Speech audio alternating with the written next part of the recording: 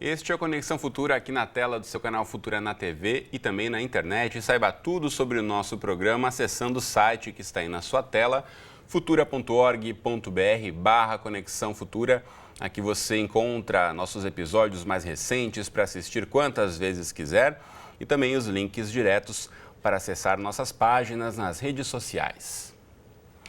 Bom, segundo a Constituição Federal de 1988, no artigo 196, a saúde é direito de todos e dever do Estado, garantido mediante políticas sociais e econômicas que visem a redução do risco de doença e de outros agravos e ao acesso universal e igualitário às ações e serviços para sua promoção, proteção e recuperação. Bom, mundo afora, esse texto da legislação é considerado muito bem elaborado. No entanto, as constantes crises nos hospitais e nos serviços de saúde apontam que esse não é um direito tão garantido assim. Na prática, o acesso aos serviços do SUS, o nosso Sistema Único de Saúde, não cobre a demanda de toda a população brasileira. Então, nessa edição do Conexão Futura, vamos aqui abrir um espaço para falar sobre o acesso à saúde pública no Brasil.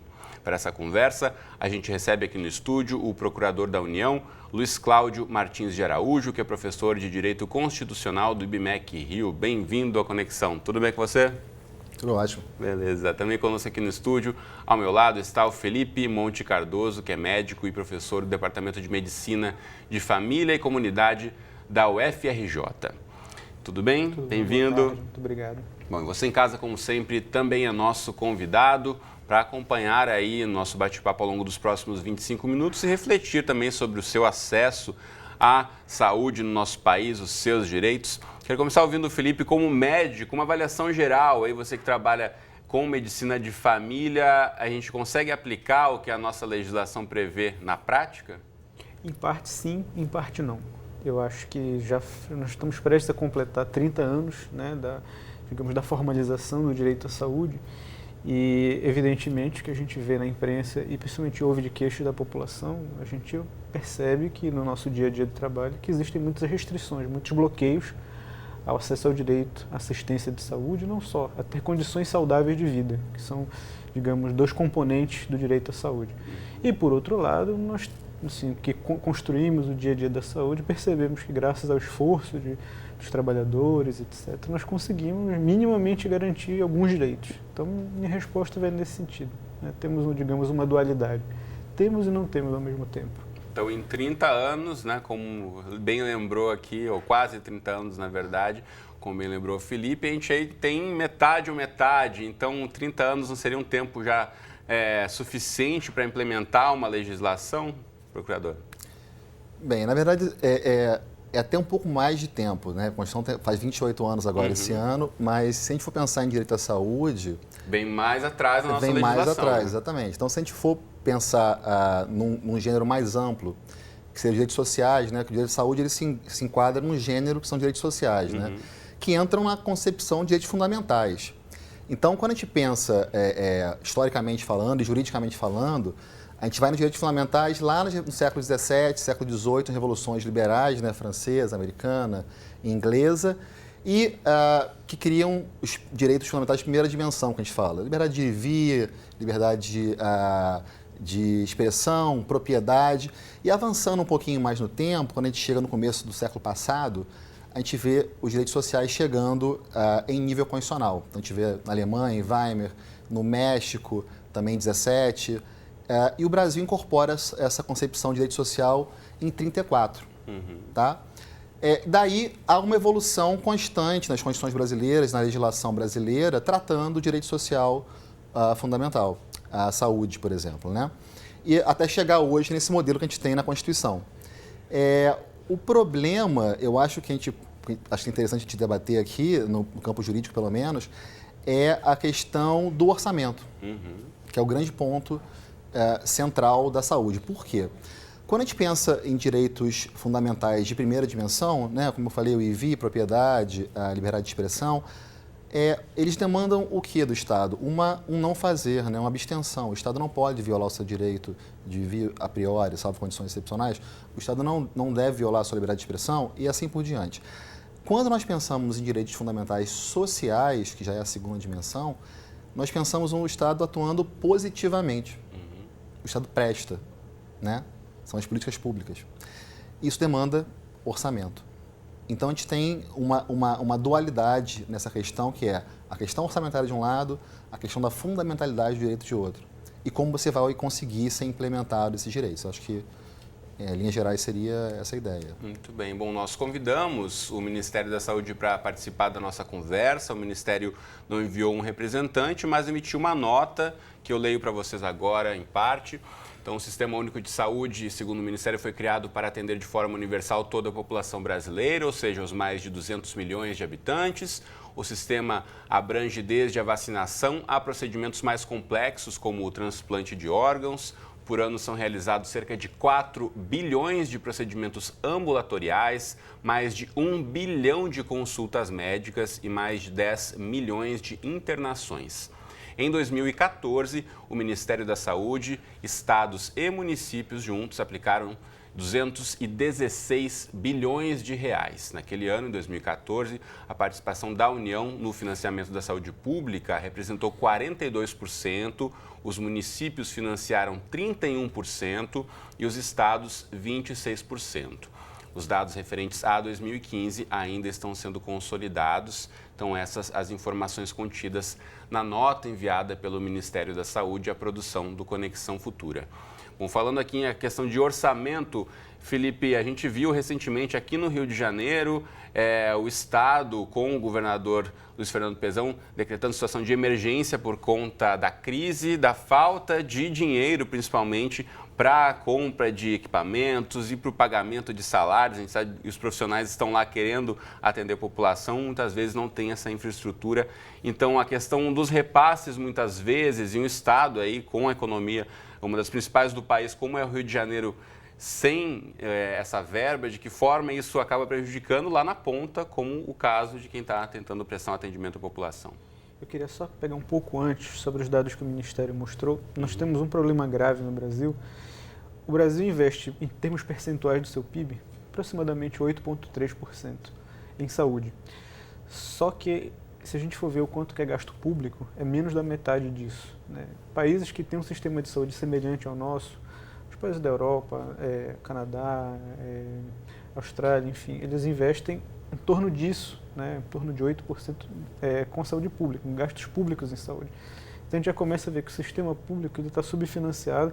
Esses dados que o Ministério mandou são verdadeiros, mas como eles mostraram ali, existe uma sobrecarga em cima de estados e municípios. Esses dados, a responsabilização orçamentária desses entes aumentou muito depois da Constituição, mas a estrutura tributária permanece muito concentrada na União. Em torno de 70% dos tributos vão para a União e ela acaba retendo isso. Existe um aumento de responsabilidade, digamos, de gestão desses entes, mas falta orçamento de fato. Acho que o que aconteceu aqui no Rio, parece que tem dois grandes componentes. O primeiro foi da queda da arrecadação, né? Tem uma crise fiscal que o município está tendo, seja porque deu muitas isenções para algumas empresas, a gente vê aí Ambev, enfim, empresas que tiveram renúncia fiscal, e a queda das receitas do petróleo, porque o petróleo, né, caiu de preço, o Rio de Janeiro, o estado, depende muito disso. Tem também a outra questão dos modelos de gestão, que eu acho que ficou muito em voga, a imprensa divulgou bastante, a questão das organizações sociais, que estão previstas, se eu não me engano, desde 98, tem uma lei que o Estado passa a administração de serviço de saúde para essas entidades e que também acabaram, digamos assim, sofrendo não só com a restrição orçamentária, teve aquelas denúncias, enfim, né, de corrupção, etc. Eu diria que dentro desses dois elementos, a crise aqui, e evidentemente acaba acontecendo isso, né? Falta de pagamento para profissionais, nós estamos vendo assim pessoas que estão há muitos meses sem receber, tem um serviço que é o Rio Saúde, que faz exames de imagem. Nós de repente começamos a perceber que os pacientes que nós encaminhávamos, daqui do trabalho na rede municipal, mas o serviço é estadual. não estavam conseguindo mais fazer os exames e a gente foi ver que os profissionais estavam há 2, 3 meses sem receber e foi quando houve uma demissão coletiva de médicos, se eu não me engano, no mês de dezembro, né? Estamos vendo uma crise econômica, estamos vendo situações muito delicadas no nosso país, mas digamos que nós não podemos penalizar nem a população, que está sofrendo com essa falta de acesso, né? Digamos um retrocesso assim, inimaginável que nós não tínhamos visto, talvez desde o final da década de 70, começo da década de 80. Houve uma grande crise na saúde brasileira. E também os profissionais, que dependem disso para retirar seu sustento e para tentar, digamos assim, construir uma atenção qualificada para a população. Bom, procurador Luiz Cláudio, a partir do ponto de vista do orçamento, né, como a gente já mencionou aqui, que é um dos principais problemas, o Felipe mencionou essa questão da tributação pela União e a gente sabe que lá na legislação prevê mesmo essa distribuição e das responsabilidades. Agora, por outro lado, uma série de outras taxas, muitas vezes, impostos, que até são criados para reverter dinheiro para a saúde, acabam tendo esse dinheiro aplicado em outras contas da União. Como a gente pode tentar rever a questão dessa conta para cobrir esses gastos? Na verdade, a gente tem vários pontos a serem abordados na questão orçamentária, no meu entender. O primeiro é o seguinte, a saúde, diferente, por exemplo, da Previdência Social, ela não é contraprestacional. O que eu quero dizer com isso? Você não tem um tributo específico para a saúde. Você tem uma tributação para a Seguridade Social e uma parte do orçamento para a Seguridade Social vai para a saúde. Tá? Que é o INSS ou aquele imposto são à Previdência, vários tipos de tributos, né? inclusive os do INSS, mas não há uma contraprestação direta. Como o INSS, por exemplo, como você colocou muito bem, você paga para o INSS e ao futuro, né, de um certo número de anos, você pode vir a se beneficiar da Previdência. Na saúde não existe isso. E como você colocou muito bem no começo do programa, a saúde é universal. Então, ela é universal, ela é gratuita e ela não tem contraprestação financeira direta. Ela sai do orçamento da União, dos Estados e dos municípios. Um grande ponto que é interessante destacar em relação à questão orçamentária foi o que aconteceu no ano passado. Houve uma emenda constitucional, em 2015, criando o que a gente chama de orçamento impositivo. Então, hoje, por exemplo, em relação à União, 15% da receita tem que ser destinada à saúde. O problema é a implementação disso, né? Mas já existe hoje, desde 2015, uma estipulação percentual de aplicação orçamentária da União para fins de saúde. Talvez inclusive uma proposta do governo, né, criar uma tributação como a CPMF para que haja uma destinação específica para a saúde. Um outro ponto que eu queria destacar em relação à questão orçamentária, que eu acho que também bem relevante, é quem responde pela prestação de saúde. A Constituição, muito claramente, né, no artigo 96 e seguintes, até o 200, ele especifica a parte da saúde e fala que ela é descentralizada. Então, a União presta alguns serviços, algumas ações, os estados outras e os municípios as demais. Normalmente tem uma escala hierárquica na qual as questões mais complexas são da União, ou as orçamentárias da União, as dos estados, na sequência, menos complexas, e os municípios, os menos complexos, né? O problema é que tem a decisão do Supremo, também do ano passado, dizendo que os 3 entes respondem de maneira solidária pela questão da saúde. E solidária pode abrir para uma série de interpretações, né? Exatamente. Esse é o problema do solidário. Porque quando a gente pensa aqui no Rio de Janeiro, é muito fácil. Né? O município do Rio é um município que, por pior que esteja hoje na questão financeira, fiscal, etc., é um município grande. Mas se nós pensarmos em municípios muito pequenos, a gente tem um problema seríssimo de aplicação da posição do Supremo. Porque eles não têm orçamento para pagar algumas medicações ou algumas ações em relação à saúde. Então, ela tem esse outro ponto que a questão orçamentária está ligada diretamente, que é quem vai prestar aquela ação de saúde. Bom, a princípio, como a gente já mencionou algumas vezes aqui, essa cobertura universal pretenderia aí atender a toda a nossa população, mas a gente sabe que acaba grande parte da população brasileira aderindo a planos de saúde, aí pode ser por uma opção ou mesmo por ter verificado aí uma falta do acesso ao sistema público de saúde. De que forma isso também acaba interferindo a questão de saúde poder ser também um produto, né? Tem a questão de comercializar produtos de saúde, né, Felipe? Isso acaba afetando a questão da saúde pública? De que forma? Sem dúvida. Eu sou médico, sempre trabalhei no SUS, né, por uma questão de convicção e por uma questão de afinidade. o que a gente vê vai desde a questão orçamentária, ou seja, as renúncias fiscais que são previstas, ou seja, tanto para as pessoas físicas como jurídicas, com gastos em saúde, plano de saúde, elas podem ser deduzidas no imposto de renda, e isso já chegou a quase 20% do orçamento do Ministério da Saúde, as renúncias como um todo, né? Então, seriam recursos a mais que deixam de ir para o fundo público em virtude desse arranjo, que ele é antigo, ele é prévio à Constituição de 88, mas essa relação entre público e privado, eu diria que é um dos outros grandes problemas do avanço do direito à saúde no nosso país. Vários países que têm sistema universal de saúde não vedam a prestação de serviços privados, mas não existe esse subsídio público ao setor privado que, digamos assim, acaba atravancando a maioria das pessoas que usa exclusivamente o Sistema Único de Saúde. Eu diria que, além disso, existem aquilo que se chama de dupla militância, né? Profissionais que trabalham em um, trabalham em outro, tanto no público quanto no privado, muitas vezes privilegiam o privado porque os honorários são melhores, porque as condições de trabalho são melhores. E a gente acaba vendo isso muito sobre os médicos. Existe uma escassez relativa de médicos, ou seja, talvez não um número absoluto, mas o setor privado acaba absorvendo muito mais a força de trabalho médica do que o serviço público, né? E a gente vê, assim, uma boa parte da falta de acesso decorre da escassez de profissionais. Eu diria que, enquanto nós não resolvermos esse problema da mercantilização da saúde no Brasil, nós vamos continuar tendo, digamos, um direito pela metade, em virtude dessas múltiplas relações entre público e privado na saúde do Brasil. Se aproveitou para falar da mercantilização, tem outros exemplos que não dizem respeito diretamente à assistência, né?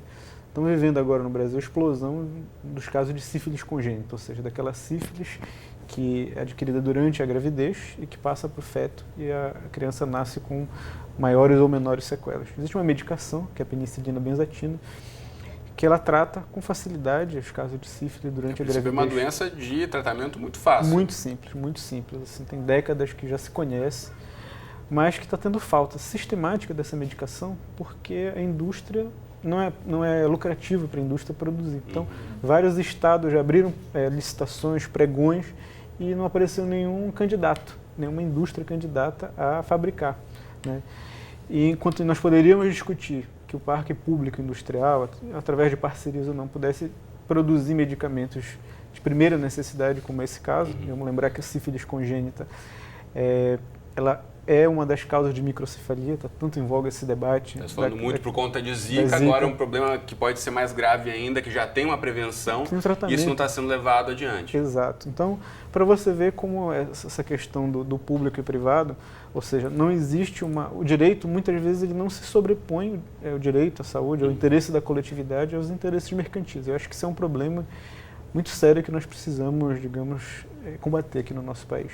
Bom, pegando o gancho nessa questão da mercantilização e já emendando uma outra questão, queria ouvir de você em relação ao apelo, muitas vezes, da população ao judiciário, né? Que a gente sabe quando não se tem o atendimento, que você vai buscar uma cirurgia, um exame mesmo, como o Felipe demonstrou aqui no Rio, que é uma fila enorme, muitas vezes meses de espera, isso vai prejudicando a saúde das pessoas e acabam recorrendo à justiça.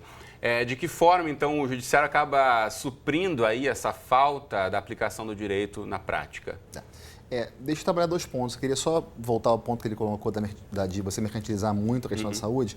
A saúde, por conta de opção constitucional, isso foi uma opção clara da nossa Constituição, o que a gente chama de serviço público não privativo, né? São pouquíssimas hipóteses na Constituição brasileira. A outra grande hipótese é a educação, tanto que nós temos universidades privadas, né? Então, a saúde, excepcionalmente, é um serviço público que admite não ser exclusivo do Estado, e aí poderia, por exemplo, a gente pensando no transporte público, mas ele é do Estado, o transporte, e é delegado para um particular. A saúde, a educação, não. Ela permite, em nível constitucional, que um particular exerça e atua nesse sentido. Em relação à questão do judiciário, não há grandes dificuldades em relação à propositura de ações. Por quê? Porque, como eu coloquei na minha primeira fala, os direitos à saúde são direitos fundamentais, né, de segunda dimensão, vindo na sequência dos direitos de liberdade de primeira dimensão. Como direitos fundamentais de segunda dimensão, o judiciário tem que, assim como o Estado, né, mas na prática isso não acontece, o judiciário tem que garantir aquele direito. Então, com a propositura de ações ordinárias, mandato de segurança ou ações congêneres, você vai obter, possivelmente, né, uma tutela para a questão de saúde. O que eu acho problemático em relação à questão da tutela judicial de saúde tem um pouco a ver também com a questão do orçamento, né? Porque hoje uma boa parcela do orçamento do Ministério da Saúde, por exemplo, é destinado a decisões judiciais sobre medicamentos, assistências, ações que seriam, a priori, escolha do Poder Executivo. Então, eu acho que tem uma dualidade ali que o Judiciário realmente tem que garantir aquele direito, isso é indiscutível.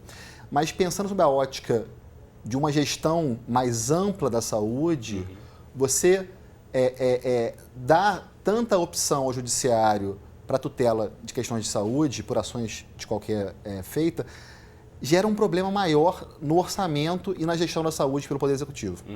Então, acho você que acaba resolvendo aquele problema pontual particular, mas que pensa sistematicamente. O problema geral. Posso dar um exemplo? Existem diversos medicamentos cujo uso está, não diria experimental, mas assim, existem as evidências que sustentem o uso daquela medicação, são medicamentos novos que acabaram de entrar no mercado, mas as evidências são frágeis. Que não foram aplicados ainda no SUS, por exemplo. Sim, não são remédios padronizados pelo SUS. Às vezes algum médico diz, olha, tem uma medicação que pode te ajudar, né, casos, não existe exemplo de anticorpos monoclonais, são medicamentos novíssimos, né, de alta tecnologia, que custam muito caro, da ordem de alguns milhares de reais o tratamento mensal por paciente. E muitas vezes tem pessoas que entram com a ação judicial, ganham a ação e o Estado é obrigado a arcar com esse custo, com uma evidência que é muito frágil, ou seja, e a gente tem a questão da prioridade. Estamos vivendo um momento difícil, todos os orçamentos são restritos, e nós vamos colocar numa balança. Quantos profissionais de saúde para atender locais de difícil acesso, a população mais vulnerável, que historicamente ficou excluída do direito à saúde, vai deixar de ser atendida para ser atendido o uso de um medicamento para uma pessoa que nós não sabemos se é tão eficaz assim. Eu não estou dizendo que não exista falta de medicamentos. Eu acabei de dar um exemplo da falta de uma medicação que é fundamental. Mas essa judicialização da saúde nos coloca frente a diversos dilemas que muitas vezes acabam sendo prejudiciais à coletividade.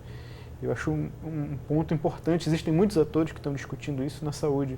É um debate muito importante. Em vários congressos de saúde pública se tem uma volta à baila com profissionais do direito. Por outro lado, também tem a questão do direito da pessoa que está passando por um problema e, claro, vai querer recorrer a todo tipo de medicamento que possa dar alguma esperança, né, de um tratamento melhor. Mas tem outro lado da questão do coletivo também. É uma discussão que poderia seguir aqui o restante da tarde, nosso tempo está correndo também, eu preciso praticamente encerrar. Eu quero mostrar para você de casa alguns sites aí para você levar essa discussão adiante. Então, primeiramente, o site do Ministério da Saúde, que vai aparecer aí na tela para você, onde você tem todos os dados oficiais sobre os planos e os projetos do Ministério em todo o país. Tem essa chamada geral em relação ao combate do Aedes aegypti e tantas outras campanhas do Ministério, vacinação e tudo mais. Ainda mostro para você aqui o site da Faculdade de Medicina da UFRJ, representado aqui no estúdio pelo Dr. Felipe Monte Cardoso. Também mostro para você o site do IBMEC. Aqui você pode encontrar as informações do IBMEC Rio também, representado aqui no estúdio pelo procurador Luiz Cláudio. E ainda, para mais informações sobre saúde, saúde coletiva, legislação, o site do SEBRES, que é o Centro Brasileiro de Estudos de Saúde. E aqui tem um estudo que você mencionou, Felipe, em relação à mesma aplicação da legislação em relação à saúde pública. Isso, foi um debate que o SEBS fez e por acaso eu acabei de começar a ler, né, que tem vários artigos de professores, pesquisadores, gestores que debatem, fazem um balanço dos 25 anos da Constituição, os 25 anos do SUS e o que avançou, quais que são as fortalezas e quais que são as fraquezas do Sistema Único de Saúde. Né? Temos muito a avançar ainda, né? Com certeza. Sem dúvida, muito. Bom, infelizmente o nosso tempo aqui acabou. Espero que você tenha aí parado para refletir também, que busque seus direitos e que a gente tenha aí um atendimento pleno para toda a nossa população de qualidade. Bom, obrigado aos dois pela presença, um prazer conversar com vocês. Você de casa sabe que o nosso Conexão vai ao ar aqui na tela do Futuro de segunda a sexta, nos horários que estão aqui embaixo ou qualquer hora do dia e da noite no nosso site. Um abraço e até a próxima.